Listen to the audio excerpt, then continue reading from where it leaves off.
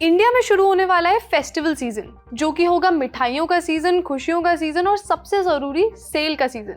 वो क्या बोलते हैं, वो बड़ी लाखों करोड़ों वाली जो सेल आती है, एक तो वो शुरू होने वाली है। ऊपर से जीएसटी रेट कट भी हुआ है, वो अलग। मतलब कुल मिलाकर आप अपने वॉलेट्स को रेडी कर लीजिए, क्योंकि जब सेल आएगी तो हम वो चीजें तो खरीदेंगे जिसकी लिस्ट बना रखी है, पर वो भी जो हम लालच में आके डिस्काउंट्स देख के, नो कॉस्ट ईएमआई देख के, बड़े बड़े बैंक्स के ऑफर्स देखकर अपनी कार्ट में डाल लेते हैं। पर क्या होते हैं ये डिस्काउंट्स और क्यों होते हैं ये डिस्काउंट्स, और क्या सच में हर बार आपको इनमें फायदा ही है? आज के खर्चा पानी में हम इन्हीं सवालों का जवाब जानेंगे। एपिसोड पूरा देखना, तभी पता चलेगा। नमस्ते, मेरा नाम है श्रुति और आप देख रहे हैं ललन टॉप का डेली फाइनेंशियल बुलेटिन खर्चा पानी। Brought to you by Mrs. Bectors. Mrs. Bectors Cremica Non-Stop Biscuits. Crunchy Jeera Bite, Non-Stop Delight. अभी कुछ हफ्तों में ही ई कॉमर्स कंपनीज की सेल शुरू होने वाली है। इस बार फेस्टिवल डिस्काउंट पर फायदा तो मिलेगा ही, पर कस्टमर्स को जीएसटी टैक्स कट्स का भी फायदा मिलने वाला है, जो कि 22 सितंबर से देश भर में लागू हो जाएगा। लेकिन कुछ नए ट्रेंड्स देखने को मिले हैं, जैसे no cost EMI, product bundling, discount. इनको भी हम एक एक करके समझते हैं। नो कॉस्ट ईएमआई क्या है? नो कॉस्ट ईएमआई एक ऐसी पेमेंट सुविधा है जिसमें खरीदार किसी प्रोडक्ट की पूरी कीमत एक साथ चुकाने के बजाय उसे छोटी छोटी किश्तों में बांट सकते हैं, जो अक्सर हर महीने दी जाती हैं, और सेलर इसे इंटरेस्ट फ्री बताता है। एक एग्जाम्पल से समझते हैं। अगर आप 60,000 रुपए का फोन खरीदते हैं तो सारे पैसे एक बार में पे करने के बजाय आप 12 महीनों में हर महीने 5,000 रुपए चुका सकते हैं। आप किश्तों पर कोई अतिरिक्त ब्याज लिए बिना बिल्कुल वही कीमत चुकाते हैं जो बताई गई है। लेकिन कहते हैं ना, कुछ चीजें too good to be true होती हैं, मतलब इतनी अच्छी जिस पे भरोसा ही नहीं होता। ऐसा ही कुछ यहाँ पर भी है। लाइव मिंट के पत्रकार शिवम शुक्ला ने एक आर्टिकल में बताया है कि नो कॉस्ट वाला जो हिस्सा है वो एक तरीके से भ्रामक है, एक इल्यूजन है। इस पर आगे बढ़ने से पहले इससे जुड़े नियमों को ध्यान से समझ लेना चाहिए।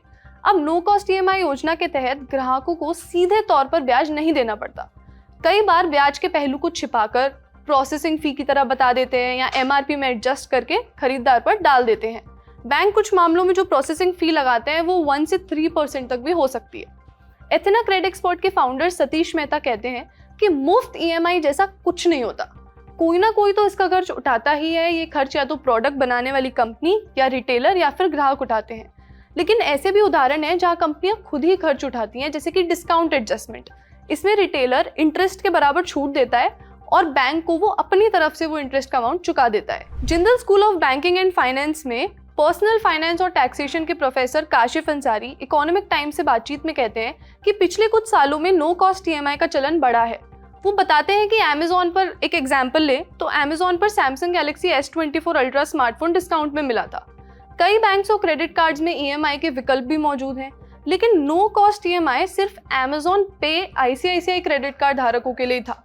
इस मामले में बैंक ब्याज लेता है, पर अमेजोन इंटरेस्ट के रुपए की इमीडिएट छूट देकर बैंक को वो भरपाई कर देता है, जो ईएमआई के ब्याज के बराबर है।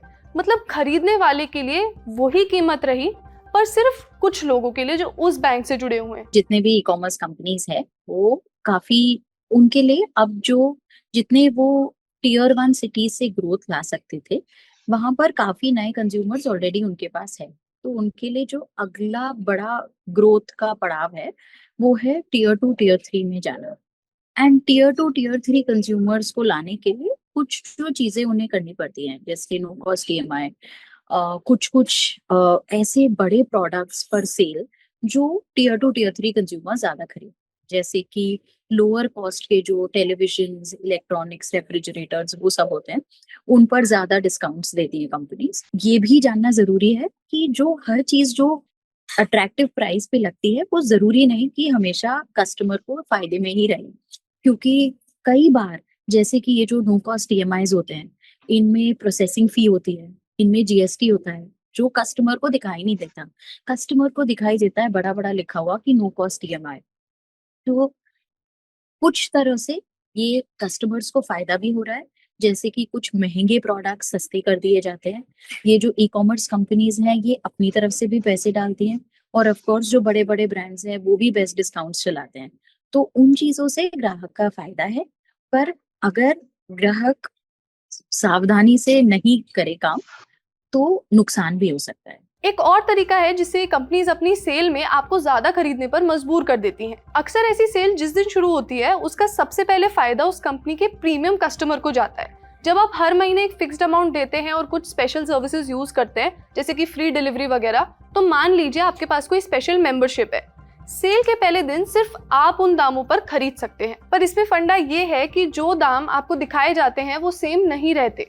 वो डिमांड या सप्लाई के चलते रियल टाइम में चेंज होते रहते हैं। एक एग्जाम्पल लेते हैं। मान लीजिए सेल शुरू हो गई है रात को 12 बजे और आप प्रीमियम मेंबर हैं। आपको दिख रहा है कि आईफोन 50,000 रुपए में मिल रहा है और आपने और कई लोगों ने इसका प्राइस का फायदा उठाया। अब कंपनी को दिखेगा कि इस प्रोडक्ट की डिमांड बढ़ रही है, तो वो ये ट्रेंड्स देखते हुए प्राइसेस बढ़ा देंगे।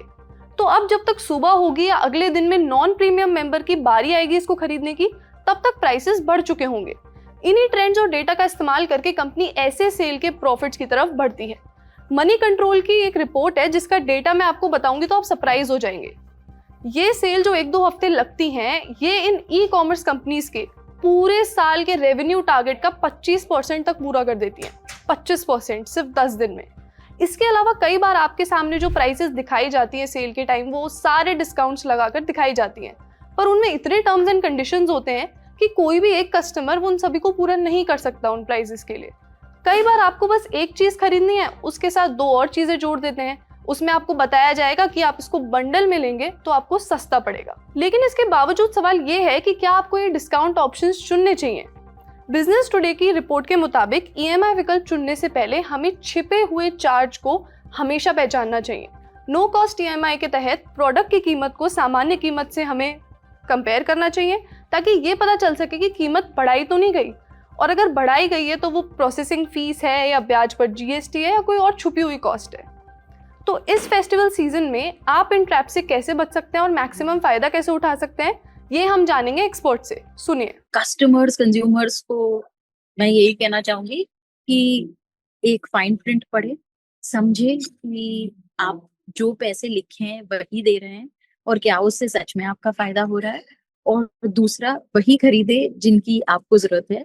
ये सेल जिस तरह से डिजाइन होती है वो इस तरह से होती है ताकि ग्राहक एक महंगा प्रोडक्ट खरीदे और उसके बाद 1 से 2, 2 से 3, 3 से 4, जिस तरह से ये बंडल करते हैं, जिस तरह से ये बोलते हैं कि आपको 10,000 रुपए करने हैं, तो ये सेल्स डिजाइंड है ताकि ग्राहक और भी ज्यादा खरीदे, क्योंकि इन कंपनीज के लिए ट्रांसपोर्टेशन लॉजिस्टिक्स कॉस्ट काफी ज्यादा होती है।